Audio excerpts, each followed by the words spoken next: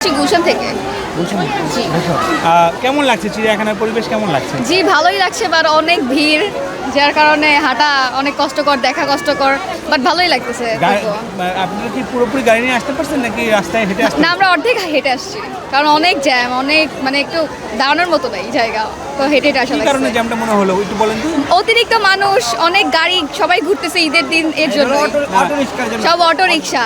পরিবেশটা মাত্র আমরা ঢুকছি তো পরিবেশটা মোটামুটি আমরা বহু বছর পর আসছি, কিন্তু চিড়িয়াখানার বাইরের পরিবেশটা বেশি একটা ভালো না। বাইরের পরিবেশটা মানে কি রোড গাড়ির দোকানপাট দিয়ে তারা পুরো দখল করে রাখছে। স্বাভাবিক মানে আমরা হাঁটতেছি, আমাদের পিছনে পকেটে ব্যাগ হাত দিয়ে রাখতে হয়, মানি ব্যাগটা নিয়ে গেল নি, কাগজ মানি ব্যাগে অনেক কিছু প্রয়োজনীয় সব কিছু। ফোনটা খুব হাতে রাখতে হয়, ফোনটা যেন আমরা পকেটে রাখবো তা না, ফোনটা হাতে রাখতে হয় চিন্তায় ভয়ে। এখানে মানে মানুষের জন্য মানে মেয়েরা একটু নিরাপদভাবে হাঁটতে পারে না, মানে মেয়েদের কোনো নিরাপত্তা নেই এখানে, মানে মেয়েদের স্বাধীনতাই নাই এখানে। মানে এতে আর কি মন খুলে যে ঘুরবা সেটা আর কি হয় না, তাই না না। আসতে পেরে কেমন লাগছে কিংবা কোথা থেকে আসছে? হ্যাঁ আলহামদুলিল্লাহ, আমি পুরান ঢাকা ওয়ারি থেকে এসেছি।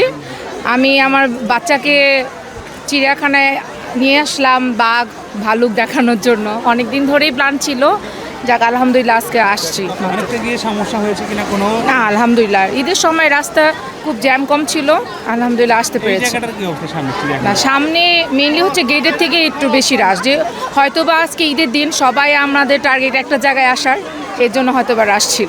কাঠালিয়া ও বাবা, এত দূর থেকে আচ্ছা এখানে কেন আসছো, কি দেখবে? ময়ূর ঘুরতে আসছি। ভালো লাগে তোমার? আগে আসছো? এই প্রথম?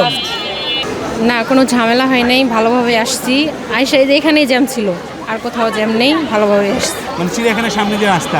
হ্যাঁ এই জায়গাটাই একটু জ্যাম ছিল, এখানে একটু ঝামেলা হয়েছে, আর কোনো ঝামেলা নেই। মানে অনেক মানুষ দোকানদার দিয়ে ভরা, এখানে তো মানুষ হাঁটার মতো জায়গা নেই, দোকান দিয়েই ভরা, তাই আর কি এরকম জ্যাম তৈরি হয়েছে। এখন পর্যন্ত কি কি দেখলেন এখানে?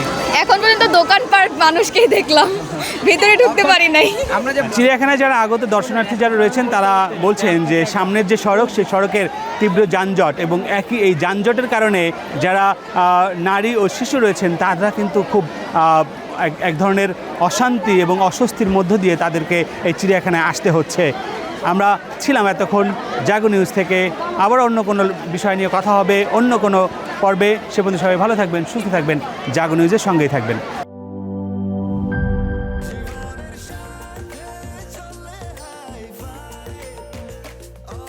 স্বাস্থ্যকর অল টাইম, সব সময় অল টাইম হেলদি লাইফ।